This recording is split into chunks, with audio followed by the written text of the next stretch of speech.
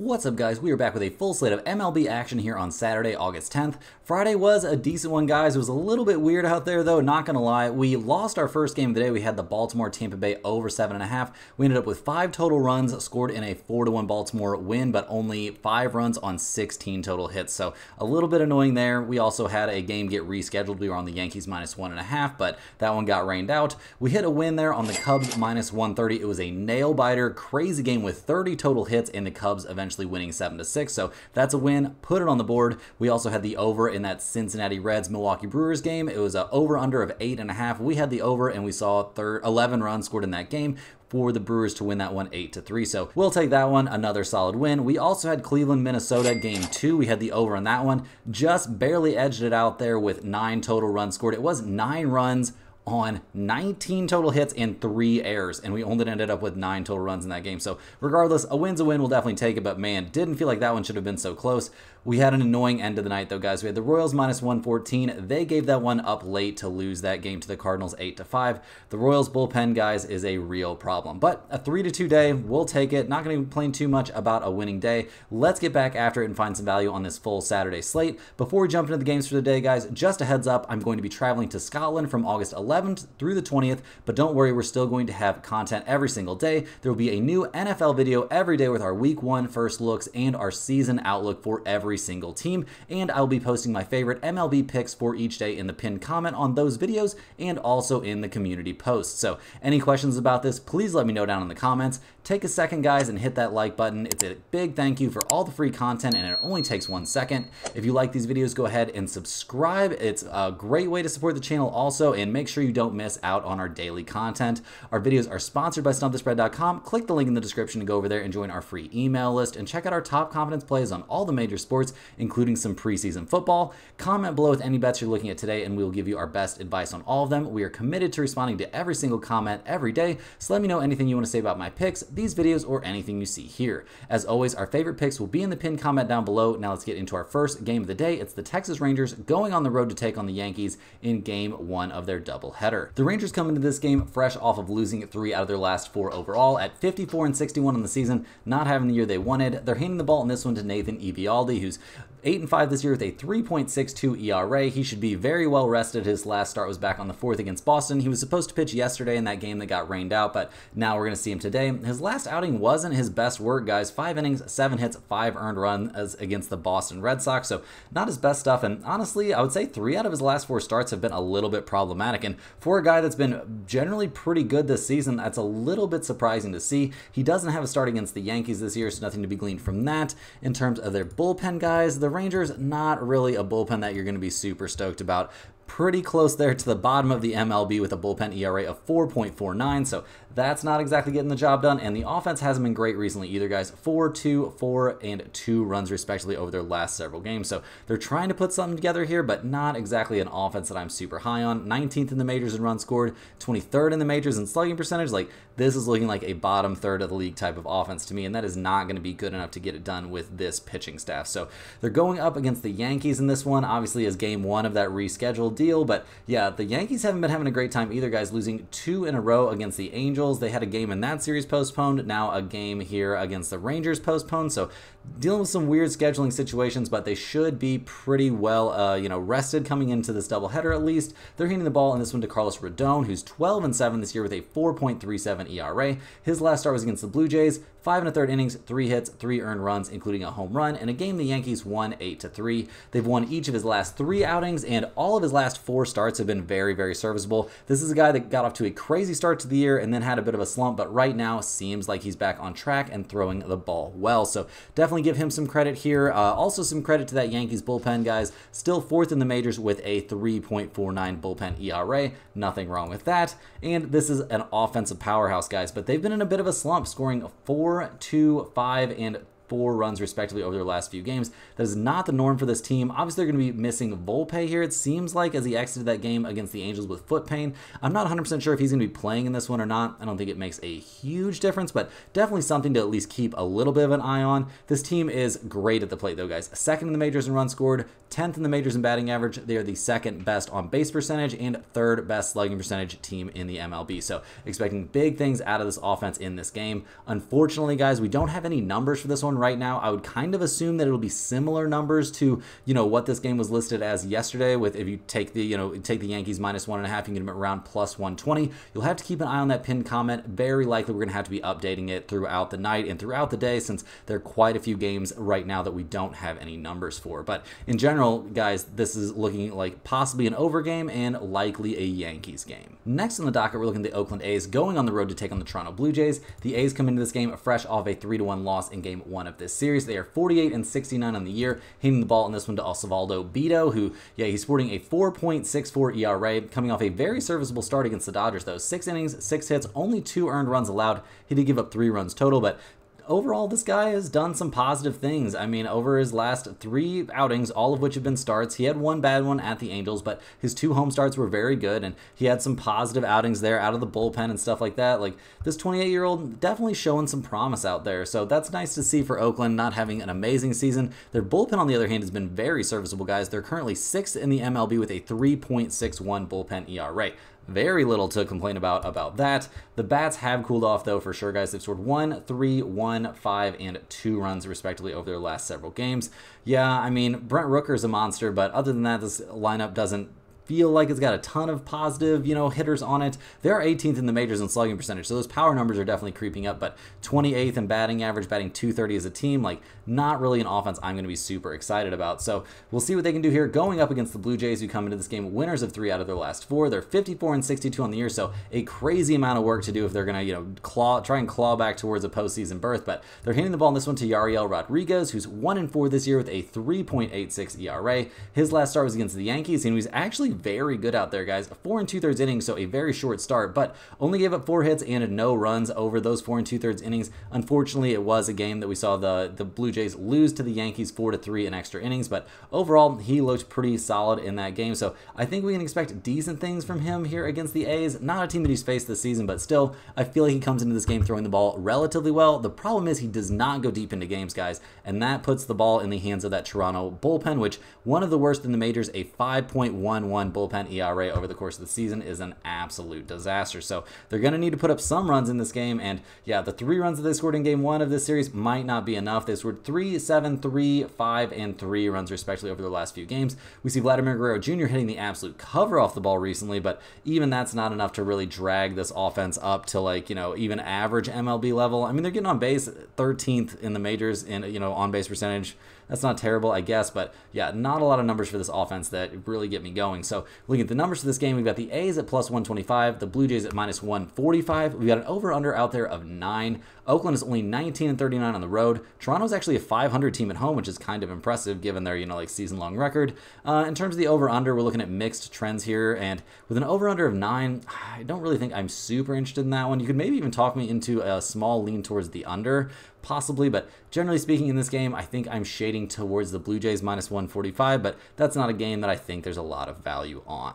Next on the docket, guys, we've got the Detroit Tigers going on the road to take on the San Francisco Giants. No numbers out yet for this game, but we're still going to briefly touch on it. These two teams are currently playing right now, guys. We see the Tigers are up 2-0 in the top of the 5th inning, so we'll see how that game ends, but at 55-61 on the season, the Tigers still have an awful lot of work to do, and this was not a team that were buyers at the trade deadline, so I don't really think they're headed in a very positive direction. Like I said, no confirmed starter for this game, and if that means a bullpen start for the Tigers, that can be pretty problematic. A 4.22 bullpen ERA is not numbers that we're very excited about, and the offense has been a bit all over the place. We're still not seeing Riley Green back out there, and that is obviously a huge problem for this offense that's had a hard time since he went down and just really hasn't been great over the course of the season either. So they could have their work cut out for them here against the Giants, who come into this game making something of a charge. I mean, they're sitting at 59-58 on the season, so they're above 500. They're handing the ball in this one to Logan Webb, pretty much their ace, guys. 9-8 on the season with a 3.42 ERA. His last start was at the Nationals. He was pretty good out there, giving up only a single earned run over 5 2/3 innings. A good outing after a complete game shutout against the Oakland A's. So yeah, definitely expecting good things from Logan Webb. He is throwing the ball great right now, so we'll see what he can do. We'll also see what that Giants bullpen can do. They've been a problem. A 4.26 bullpen ERA, obviously not ideal. So yeah, they're going to have to pitch a little bit better than they normally do, but right now, guys, this Giants team's hitting the ball. I mean, obviously they're getting shut out so far through 5 innings in their current game, but yeah, 9, 7, 5, 4, and 8 runs respectively over their last few. That's the reason for this surge, guys. They're up to 13th in the majors in runs scored and 14th in the majors in batting average. So just very, very good news there. Expecting good things from the Giants in this game. Unfortunately, no numbers out yet, so keep an eye on that pinned comment like I've been saying, and this is very likely to get updated over the course of the day. We see the Giants are actually 33 and 23 at home, so that's a very solid home record. We've got Detroit, they're 29 and 30 on the road, so not terrible road team, obviously, but yeah, I think this was looking like a Giants spot. We'll have to see the numbers and stuff like that. In terms of the over-under, Detroit is a big over team on the road. San Francisco is an under team at home, but we'll see which way we end up going on that one once we see what the numbers are. Next on the docket, guys, we've got the Houston Astros going on the road to take on the Boston Red Sox. The Astros come into this game fresh off of an 8-4 win at Fenway there in game 1 of this series. So solid stuff from the Astros. Their bats woke back up and did some positive things. The Astros are 60 and 55 on the year, currently a half game up on Seattle, who's playing right now with a lead there. So yeah, we'll see how they close that game out, but looking like a very, very tight race there for the AL West down the stretch. The Astros are going to be handing the ball in this one to Spencer Arrighetti, who's 4 and 10 this season with a 5.33 ERA, but he's coming off a very good start against the Tampa Bay Rays. 6 innings, 5 hits, only a single earned run allowed, and he struck out 12 in that game.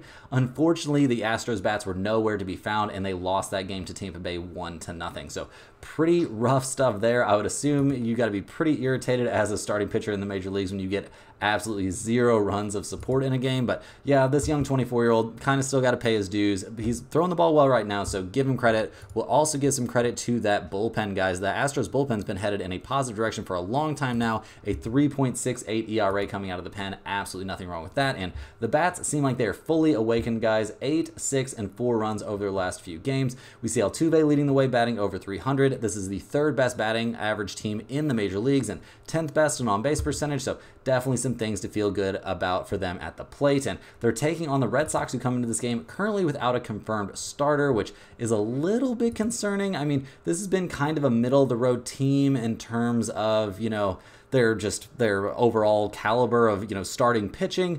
14th in the majors in quality starts, 20th in the majors in batting average against. So yeah, we'll see what we get out there from their starting pitcher. If this ends up being a bullpen start, we're also not super excited about that, guys. They're in the bottom half of the majors with a 4.19 ERA coming out of the pen. So not exactly a situation that we would be stoked about if we find out it's going to be a full-on bullpen start for the Red Sox. But the Red Sox bats can often get them out of trouble, guys. They've scored 4 runs in each of their last 2 games, which is not the norm for this team that is 2nd in the majors, batting .262 as a team, and 5th in the majors in runs scored.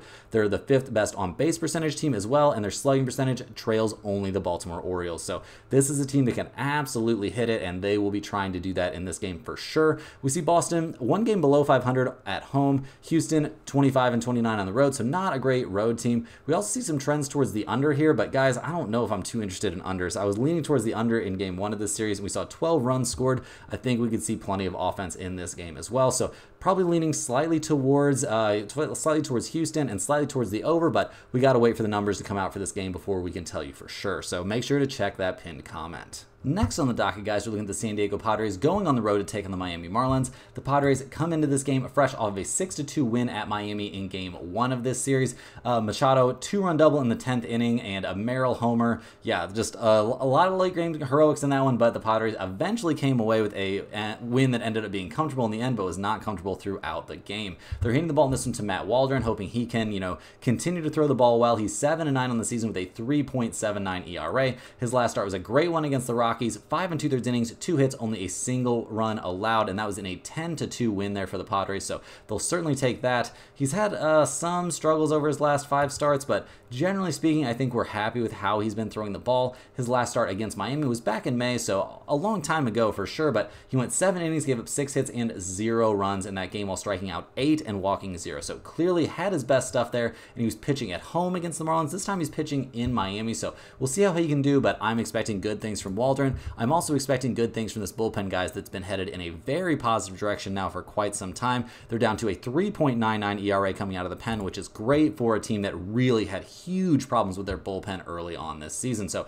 expecting good stuff from the bullpen. Also expecting good things from these bats, guys. They've scored 6, 7, 9, 6, and 10 runs over their last few games. They are 11th in the majors in runs scored. We see Machado hitting the ball great right now. They are first in the majors, batting .265 as a team. Like, this is one of the hottest hitting teams in the majors right now, no doubt about it. Clearly one of the top offenses. So we'll see what they can get cooking here against the Miami Marlins, who at 43 and 74 on the year, not having the best time. They're hitting the ball to Rodri Munoz in this game. He's 2-6 this season with a 5.68 ERA. His last start was against the Reds, and he didn't exactly have a great time, guys. 3 2/3 innings, 7 hits, 6 total runs allowed in that game. He gave up 2 home runs. Just not his best showing out there. So somebody we have some question marks about. I mean, he's 24 years old. He could go out there and throw an absolute gem, and I wouldn't be shocked, but he could also go out there and get completely destroyed again, and I would very much not be surprised. So we'll see what we get out of him. We'll also see what we get from that Miami Marlins bullpen, guys. They've been better than you would expect this season. They're sitting with a 3.91 bullpen ERA, though, so not exactly headed in the best direction as of late. So a little bit of a concern there, and definitely a concern about these bats, guys. They've scored 2, 4, 6, 2, and 3 runs respectively over their last few games. They had that, decent series there in the last 2 games there against Atlanta, but since then, not having a great time. Obviously, trading away your best offensive player at the trade deadline is not going to make your offense better. They're 29th in the majors in runs scored, 29th in the majors in on-base percentage, getting on base at a .293 clip. Like, this flat out just not a very good offense. So looking at the numbers for this game, not a big shocker to see the Padres as significant favorites here. We've got the Padres at -265, the Marlins at +152. We've got an over-under of 8.5 in this game. The Padres are 10 games above 500 on the road, so that's very solid. Miami way below 500. They're only 23 and 37 at home this season. In terms of the over-under, we see some interesting trends, guys. We've got Miami. They are 42, 16, and 2 to the over at home. That's an MLB best mark to the over at home. San Diego is actually a slight under team on the road, but they're swinging some pretty hot bats right now. I know yesterday's game, it took them until way, way late in the game to come alive, and we only ended up with, what was it, 8 total runs? Yeah, 8 total runs in that game, but generally speaking, I think we're going to see more offense in this one, so I would shade towards that over 8.5. I also think there could be some reason to take the Padres at either -165 or more likely at -1.5 in this game. If you take a -1.5, you can get it all the way down to like -105. That seems pretty appealing to me in this game. I think this is a good spot for the Padres and a decent spot there for that over. Next up, guys, we're going to briefly touch here on Game 2 of that doubleheader between the Rangers and the Yankees. The Rangers are going to be handing the ball in Game 2 of that doubleheader to Cody Bradford. He comes into this game scored some pretty solid numbers. He's 3-0 on the season with a 3.96 ERA. His last start was against Boston, guys. He only went 3 2/3 innings, and he gave up 4 hits and 3 earned runs. So he hasn't been throwing the ball amazing over his last 2 outings, but before that, he was putting up some pretty good numbers. Unfortunately, those were all accumulated very, very early in the season. This young guy spent some time in the minors, and now he's back up with the big league team, and it's not really going as hot as he would like. That 3-0 win-loss record, kind of a mirage, and that 3.96 ERA would not be a 3.96 ERA if we were only counting his last 2 starts, which were the last 2 starts that he made with the big league club since July. So yeah, those other starts were back in April. So yeah, a little bit worried about this young guy out there. We'll see what he can do in this one. We're also continuing to be worried about that Rangers bullpen. The offense can have its moments, but we'll see out there. They're going up against the Yankees in this one, who are going to be handing the ball to Garrett Cole. He's 3-2 this season with a 5.09 ERA. His last start was a good one against the Blue Jays, guys. 5 2/3 innings, 6 hits, and 2 earned runs allowed. He struck out 4 and walked 0. We're continuing to see him round into form. He's shown occasional inconsistency out there on the mound, but I think we can expect decent stuff from him in this game. No major shocker here. We don't have the numbers for this series yet, so we don't have numbers for this game, but I'm leaning towards the Yankees pretty heavily in this one. I think this could be a Yankees -1.5 spot potentially, or maybe a spot to take a look at the over, I would say, or maybe just the Yankees over, with both teams showing some trends towards the over. So yeah, this is a wait and see, obviously with no numbers, but leaning towards the Yankees. Make sure you guys check that pinned comment. Next up, guys, we're looking at the Cincinnati Reds going on the road to take on the Milwaukee Brewers in an NL Central showdown. The Reds come into this game fresh off of an 8-3 loss there in Game 1 of this series. They're 56 and 60 on the year. They are in the cellar now of the NL Central. They're hitting the ball to Nick Martinez, who comes into this game sporting a 3.43 ERA. His last time out was his first start, I believe, this season, coming out of the bullpen. And yeah, transitioning from the bullpen to the mound, the starting situation didn't seem to bother him too much. It was at the Marlins, so not the toughest opponent, but 5 innings, 4 hits, and no runs allowed while striking out 5, and a 10-3 win had to feel pretty good. So I think we can expect something decent from him in this one. I mean, this is a guy that's had plenty of outings this season. He's got some experience against the Brewers there, and he's looked generally good in those outings. So we'll see what we get from him. Obviously, we are pretty happy with how he's throwing the ball right now.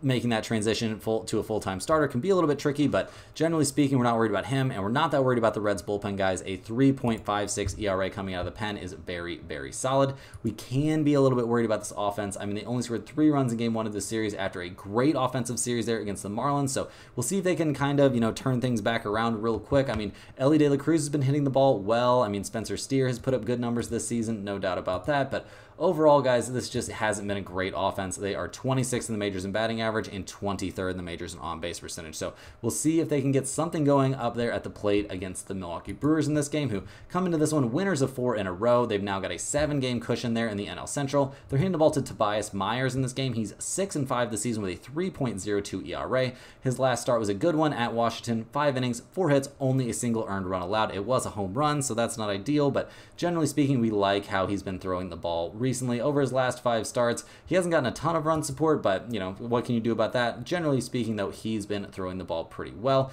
Somehow he has not faced the Reds yet this season, so nothing to be gleaned from that. In terms of their bullpen, we do like Milwaukee a good amount. A 3.31 bullpen ERA is nothing to turn your nose up at, no doubt about that. They've been one of the better bullpens in the major leagues this season, and while the offense went into something of a tailspin there when Yelich went down, it seems like they've got things figured out again, guys. They've scored 8, 16, 8, and 10 runs respectively over their last 4 games. Could they cool off here going up against the Reds in a relatively solid starter? Sure, it's definitely possible, but this team is swinging some of the hottest bats in the major leagues at the moment. They're 8th in the majors in runs scored, 4th in the majors in batting average, and they are the top on-base percentage team in the major leagues. So looking at the numbers for this game, we see the Reds at plus 120, the Brewers at minus 135. We got an over-under of 8.5 in this game. We have both teams showing trends towards the over in this spot. Milwaukee's actually 31, 16, and 5 to the over at home, and Cincinnati just a slight over team on the road. In terms of the side in this game, I mean, the Reds are a 500 road team. Milwaukee is 31 and 21 at home. They've got one of their few solid starters on the mound, although they're going up against an interesting pitching situation for the Reds. I'm leaning towards the Brewers minus 135 at home in this spot. I also think, despite this being a solid pitching matchup situation, I think we're going to see plenty of offense in this game, so over 8.5 is also in play for me. Is any of that going in the pinned comment, though? I would say the best chance to make it into the pinned comment would be the Brewers minus 135, but I would say that's something of a long shot. Moving right along here, guys, we're looking at the Cleveland Guardians going on the road to take on the Minnesota Twins. We see Cleveland coming into this game fresh off of losing both games of a doubleheader against the Twins there yesterday, so not a great look for Cleveland, who's now lost 7 in a row and is down to only a 1.5 game lead in the AL Central. The Guardians are handing the ball in this one to Gavin Williams, who's 1-4 this season with a 4.91 ERA. His last start was against the Orioles. He got absolutely destroyed out there. 4 innings, 8 hits, 6 earned runs, and 2 home runs allowed. So yeah, pretty weak stuff out there. I mean, it's only 25-year-old guy. He's going to have some inconsistencies. He's going to have some bad starts, but generally speaking, he just isn't having a great season right now. I'm not sure if he's fully ready to be in the major leagues, to be honest, so that's a bit of a concern. The Cleveland bullpen is starting to break down under all the pressure a little bit, guys. They're still, sporting an MLB best ERA over the course of the season, but that's not really the reality of what's happening for them at the moment. So definitely big concerns for me about this pitching staff. Also big concerns for me about this offense, guys. I mean, 3, 2, 3, 3, 6, and 5 runs respectively over their last several games. Not having the best time out there. They're 12th in the majors in runs scored. Sure, that's nice, but man, they really need Ramirez and Kwan to go off for them to have, positive things happen for them on the offensive side of the, field, of the plate, of whatever you want to call it. Like, they're straight up not having a good time out there right now. So major concerns about Cleveland. Kind of the opposite here for the Twins, who come into this game 65 and 50 on the year. They're on a 2-game winning streak after winning both halves of that doubleheader. They did lose 2 out of 3 to the Cubs in the series before that, but they do not seem too bothered, guys. They're hitting the ball to Simeon Woods Richardson in this one. He's 3-2 on the season with a 3.87 ERA. His last start was a bit concerning against the White Sox, guys. 4 innings, 6 hits, 3 earned runs allowed. It was a game we saw the Twins win 13-7, so, a very high-scoring one. Definitely something of a bounce back from him after getting destroyed by the Mets, but overall, how do we feel about him over his last 5 starts? Really only 1 bad start in there, so we're going to give the guy a little bit of credit to have a chance to bounce back here. The last time he pitched against Cleveland, guys, it was at Cleveland, 5 1/3 innings, 4 hits, only a single earned run allowed. That was back in May, so it's been a while, but generally speaking, I think this is a decent spot for Simeon Woods Richardson. Richardson going up against a slumping opponent. The Twins bullpen's been looking a bit better lately, and yeah, going up against a team like the Cleveland Guardians that can't hit the ball right now has to help. A 3.95 ERA, though, does leave me a little bit concerned. In terms of their offense, guys, things have been all right. 6, 4, 2, 3, 3, and 13 runs over their last several games. Obviously, we're still waiting to see Correa come back for this team. That's a very big deal. Once we get him back out there, this offense will be at full strength, and that will be a very, very big deal. Still, the news is that he's unlikely to return for this series, but when he does, guys, we could see the Twins hit an even higher level. So looking at the numbers for this game, we see the Guardians at plus 106, the Twins at minus 120. We got an over-under of 8.5 in this game. Cleveland is 32-28 on the road. The Twins are 33-21 at home, so a very solid home team. We see some mixed trends here towards the over-under. I mean, Cleveland is a significant under team on the road. Minnesota is a significant over team at home. If you wanted to play the over-under in this game, guys, I do think over 8.5 is at least somewhat live. I'm not expecting miracles from these two starters, but guys, I think the Twins minus 120 is a pretty good spot. I think they're just going to keep right on rolling here. Simeon Woods-Richardson has good history here against the Guardians, and they are in a full-on tailspin, and Gavin Williams isn't somebody I expect to do very good things out there, so the Twins at minus 120 seems extremely reasonable to me. Rolling right along here, guys, we're looking at the St. Louis Cardinals going on the road to take on the Kansas City Royals. The Cardinals come into this game fresh off of an 8-5 win in game 1 of this series. A big come-from-behind win here, powered by 2 Wilson Contreras 2-run home runs. Huge deal there. He kind of carried the whole offense in this one, and man, he looked like a monster out there. Godsend to have him back there for the Cardinals, who are going to be handing the ball in this one to Andre Pallante, who's been hitting a bit of a rough patch here. This young 25-year-old came up and was looking great for quite a while for the Cardinals, but I would say at least 3 out of his last 4 starts have been very problematic, including a bad start at home against the Royals back on July 10th. 6 1/3 innings, 6 hits, and 4 earned runs in a game that the Royals eventually won 6-4. So we're worried about Pallante out there for sure. I mean, his last start was against the Mets, and he got shelled out there in that one. He had a very hard time against the kind of weak-hitting Texas Rangers back on July 29th. So, yeah, this young guy having some problems out there. The Cardinals' bullpen obviously looked good in this game, but they've had some bumps in the road recently, too. I mean, they're currently, 10th or something like that in the majors with a 3.67 bullpen ERA. The offense obviously came to play there in game 1 of this series. They've scored 8, 4, 5, 4, and 0 runs over their last few games, though, guys. Not exactly tearing it up. They are 13th in the majors in batting average, but 22nd in runs scored and 19th in slugging percentage. So not really an offense that I'm super high on. They're going up against the Royals in this game, who are having a hard time, losing 3 out of 4. They're now 3.5 games back there in the AL Central, so that whole Cleveland collapse is definitely helping them as well. They're hitting the ball to Michael Wacha in this game, going back to pitch against his old team. He is 8-6 this year with a 3.55 ERA. He's coming off of a little bit of a tough start against the Tigers. I mean, 6 innings, he did give up 7 hits and walked 4, so clearly didn't have his best stuff, but managed to battle through it, only gave up 2 earned runs in a game we eventually saw the Royals win 3-2, despite playing on the road. Not their favorite place to play. The last time we saw Wacha go up against the Cardinals, it was at St. Louis. This one's going to be at home for him. The at St. Louis start, 5 innings, 7 hits, 3 earned runs. Not his best stuff in that one either, but generally speaking, over his last 5 starts, guys, he's looked very, very good, and we've seen the Royals win in 4 out of those 5 starts. So expecting good stuff from Wacha, only expecting bad stuff there from that Royals bullpen, guys. They are having a rough time out there. A 4.21 bullpen ERA is not ideal, but generally speaking, guys, the Royals bullpen, I don't know, man. They try to find a way to get stuff done, but it's been a bit of a struggle. Their offense has hit a little bit of a bump in the road, but 5, 8, 5, and 5 runs over their last few games isn't a disaster. Bobby Witt Jr. still a monster, guys. This team is 9th in the majors in runs scored, 8th in batting average, batting .253 as a team. Like, they can get some runs across the plate. So looking at the numbers for this game, we've got the Cardinals at plus 115, the Royals at minus 130. We've got an over-under of 9 out there. The Cardinals are only 28-30 on the road. Not a great road team. The Royals are a very good home team at 37-24 at home. We do see some slight trends towards the under from these two teams in this exact situation. Under 9 seems like quite the stretch to me, though, guys. I'm not going to be on under 9, but I am going to be on the Royals to bounce back here and get a win at minus 130. Hopefully their offense can pile up enough runs to outweigh that poor bullpen, and I'm not expecting miracles again from the Cardinals bats, and I'm not expecting anything good from Andre Pallante.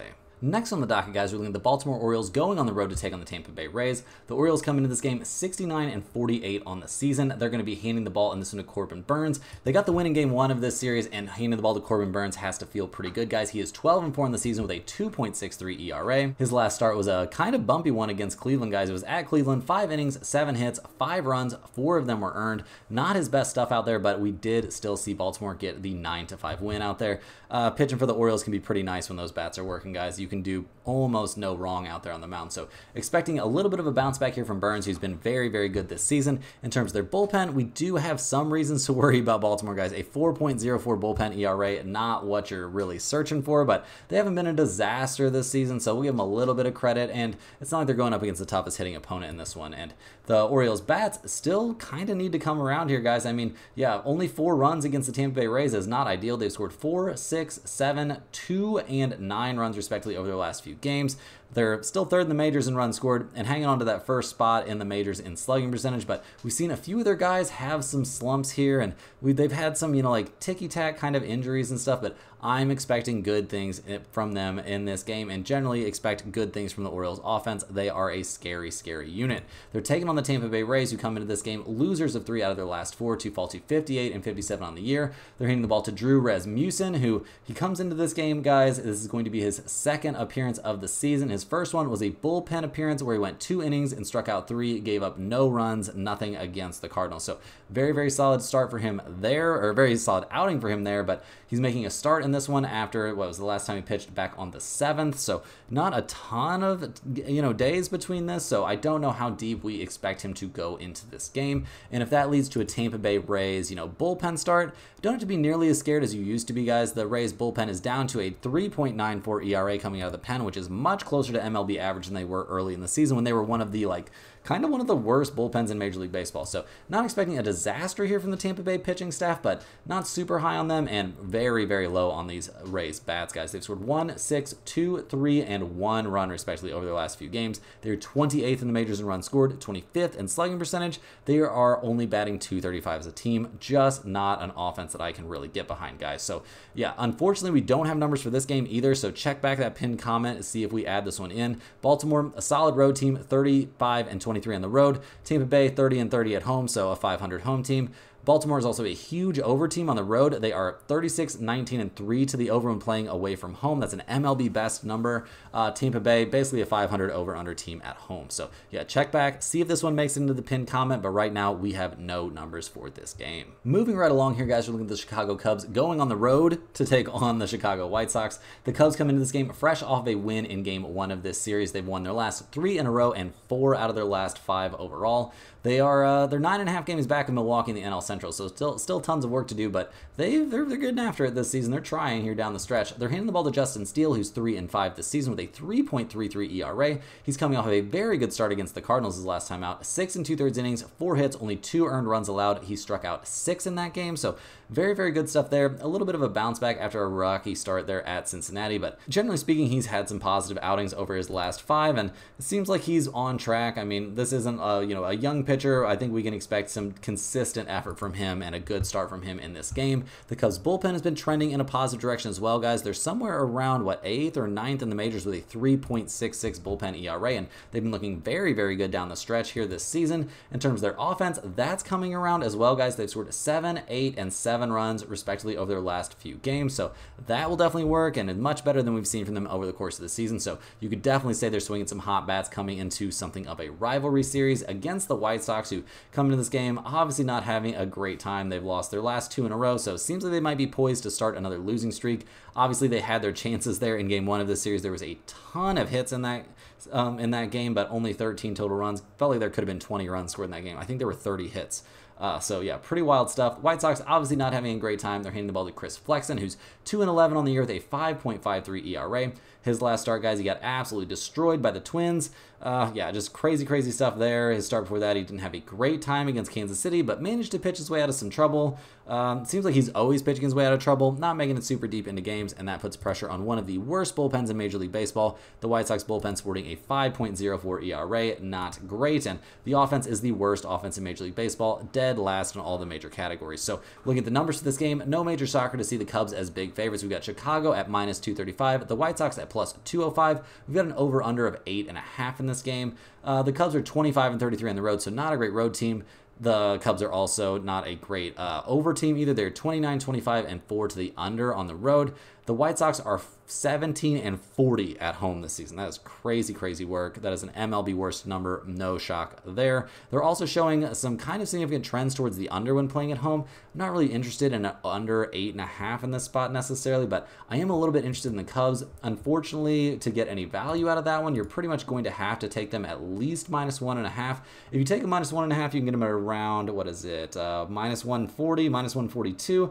That's not super appealing. You can take a -2.5, and that makes those odds a lot better, but yeah, still not a spot that I'm in love with. So guys, give me a small lean on the Cubs here, -1.5. I'm not sure if we're going to put this in the pinned comment because of that price, but I do think this is another spot here for the Cubs to dominate their crosstown rivals. Rounding into the home stretch here, guys, we've got the Atlanta Braves going on the road to take on the Colorado Rockies. The Braves come into this game fresh off of another loss, guys. They've now lost 6 straight games. Losing this game at Colorado could not feel good there. I mean, we saw, a late inning home run there from Brenton Doyle, and yeah, tough stuff there from the Braves, who are down to 60-55 on the year. They're hitting the ball to Max Fried, who's 7-6 this season with a 3.40 ERA. That start against the Marlins, where he had so much trouble, was his first one since coming off of the IL. So yeah, not really super sold on Max Fried coming into this game. I mean, he's got good numbers over the course of the season, no doubt about it, but is he fully healthy for this game? Seems like a bit of a question mark to me. And how do we feel about the Atlanta Braves bullpen? Well, they've been having a rough time as well, guys. Their ERA is up to 3.20, which is definitely a number that's on the rise, not the direction they want it to be heading. The bullpen definitely having their issues along with everybody else in what is, turning into a very dark, month so far for the Atlanta Braves. So in terms of their offense, not killing it lately, guys. They've scored 5, 7, 5, and 0 runs respectively over their last few games. Ozuna really has to hit well for this offense to do well, and that hasn't been the case lately. I mean, they're 23rd in the majors in runs scored and 24th in the majors in on-base percentage. So we'll see what they can do here against the Colorado Rockies, who come into this game fresh off of that win. Obviously not having an amazing season, but they're handing the ball in this one to Cal Quantrill, who's 7-8 this year with a 4.56 ERA. Honestly, decent numbers for a Rocky starter. His last time out wasn't a cakewalk, guys. 4 1/3 innings, 5 hits, 3 earned runs against the San Diego Padres in a game we eventually saw the Rockies lose 10-2. So not the best stuff for him there. A little bit of a bounce back after getting shredded by the Angels, but over the course of his last 5 starts, he's definitely had some solid ones out there. Not necessarily a starter that we're super pumped about. Obviously not a bullpen we're pumped about either, guys. They've been the worst bullpen in Major League Baseball all season long. A 5.55 bullpen ERA is absolutely horrible, so not expecting anything good out of them. The bats have come alive a little bit, scoring 6 runs in this one game, but not swinging the hottest bats either. So look at the numbers for this game. We see the Braves at -190, the Rockies at +165. We've got an over-under of 10.5 in this game. Atlanta 500 team on the road, Colorado below 500 at home. We see both teams showing trends over the course of the season towards the under, but guys, if anything in this game, I do think I like the over a little bit. I think they can get to 11 runs like they did in game 1 of this series. Maybe Fried can have a bounce back, so maybe that could be your idea to take the Braves, but generally speaking, I'm going to stay away from this one. Next up, guys, we're looking at the Philadelphia Phillies going on the road to take on the Arizona Diamondbacks. The Phillies come into this game fresh off of a 3-2 loss there in Game 2 of this series that broke their 3-game winning streak. They are 69-47 on the year, so they don't have a ton of stuff to worry about. They're handing the ball in this one to Aaron Nola, who's 11-5 this season with a 3.54 ERA. He's coming off a very bad start there at the Dodgers, so he's hoping he can bounce back in this one. The Dodgers are a team that he had done well against prior and just did not seem to have his best stuff in that one. 4 strikeouts, no walks, but he gave up 4 earned runs and 8 hits. So yeah, a bit rough out there for Nola, but generally speaking, he's a starter that we feel pretty good about this season for the Phillies. And yeah, a lot of good things for me to say about him over the course of his season, if not about his last start. The Phillies bullpen seems like they're kind of pulling back together now. I mean, a 3.98 bullpen ERA, obviously not great numbers there, but something maybe positive to think about as they head forward here. They're trying to rework that. They tried to rework that bullpen, and hopefully we'll see that work out for them. The offense did not come through there in Game 2 of this series, only scoring 2 runs. Not the norm. We do see Hayes going on the IL for the Phillies there with a hamstring issue. I don't think that's the biggest deal, but it's obviously not ideal. So we'll see what this offense can do in this one. They've been heating back up, guys. I mean, 2, 6, 9, and 6 runs respectively over their last few games. Seems like they're figuring things out. They're still 4th in the majors in runs scored and 6th in the majors in batting average. So we'll see what they can do here against the Diamondbacks, who come into this game fresh off of winning that one at 3-2 to tie the series up at 2 games apiece. They are 64-53 on the year. Hitting the ball in this one to Zach Gallen, who's 9-5 this season with a 3.75 ERA. He's coming off of a pretty rocky start there at Cleveland, guys. 7 innings, 8 hits, 5 earned runs allowed. We saw Cleveland eventually lose that game, so the Diamondbacks took the 7-6 win there in extra innings, but yeah, not his best outing. He's looked decent at times, but not really against better hitting teams. So going up against a team like the Phillies definitely has to be a concern here. And we're always going to be a little bit concerned about that Arizona bullpen, guys. I mean, they're getting a little bit better, I suppose, but a 4.27 bullpen ERA, not exactly killing it. So looking at the Arizona offense, that's usually where they excel. Not so much so far in this series, scoring 4 and 3 runs respectively. So maybe a little bit of a slump here, or maybe they're just going up against a decent pitching staff. I mean, this is the top team in the majors in terms of runs scored, though, and they are 5th in batting average, 4th in on-base percentage, and 5th in slugging percentage. So expecting good things from this offense, absolutely no doubt about that. Even going up against a decent starter, we're seeing both, starting pitchers coming into this game fresh off of not the best starts. So that's something to take into consideration. And looking at the numbers, we've got the Phillies at -105, the Diamondbacks at -108. We've got an over-under of 8.5 in this game. The Phillies are 30 and 25 on the road. Arizona is 31 and 26 at home. We see both teams showing trends towards the over here. The Phillies only a slight over team on the road, but Arizona is 34, 22, and 1 to the over at home. Guys, we are definitely taking over 8.5 in this game. It is definitely going in the pinned comment. I don't have a ton of faith in these two starters in this game necessarily, and I have zero faith in these bullpens. So yeah, give me over 8.5. I think we're going to see offense in this game probably early, and if not early, we're going to see it late. Next on the docket, guys, we got the Pittsburgh Pirates going on the road to take on the LA Dodgers. The Pirates and Dodgers are actually playing right now. The Dodgers up 9-4 there in the top of the 6th inning, so plenty of offense in that game. The Pirates came into this series riding a 4-game losing streak. They're handing the ball to Skeens in this one, hoping he can get them back on track. I mean, he's 6-1 on the season with a 1.99 ERA. The kid is looking absolutely insane out there.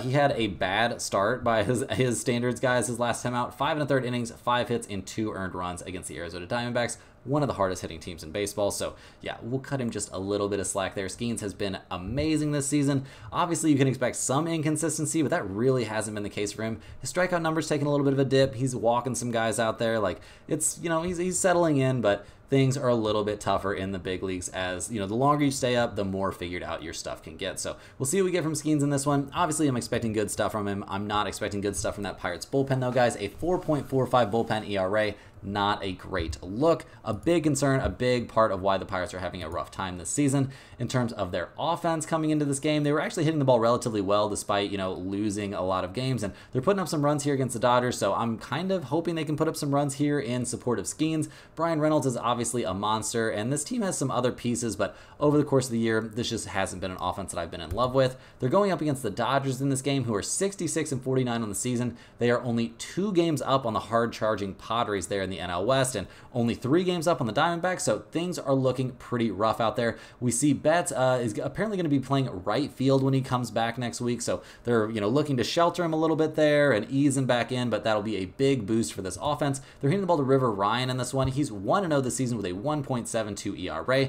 The kid's been looking freaking good, guys. He's only 25 years old, but since coming up to the majors and making his first start of the season on July 22nd, he has looked lights out. I mean, his 3 starts have all been excellent. Not maybe against the toughest opponents, but I mean, I don't know. 5 1/3 innings, only 1 unearned run against San Francisco. 5 2/3 against Houston, only 1 earned run. And then at Oakland in his last start, guys, 4 2/3 innings, 5 hits, 2 earned runs. So all good stuff there, and the Dodgers have won all 3 of those starts. So feeling pretty decent about the Dodgers' chances here in this game, to be honest. In terms of their bullpen, it's definitely light years ahead of that Pirates bullpen, guys. A 3.66 ERA coming out of the pen for the Dodgers is very, very nice. The offense has been having a little bit of trouble recently, but seems like they broke out of that slump here in Game 1 of this series, so expecting good stuff from them even before we eventually see Mookie Betts back out there next week. So looking at the numbers for this game, guys, we have the Pirates at -112, the Dodgers at +100. We've got an over-under of 7.5 in this game. The Pirates are 29 and 27 on the road. The Dodgers are 35 and 21 at home.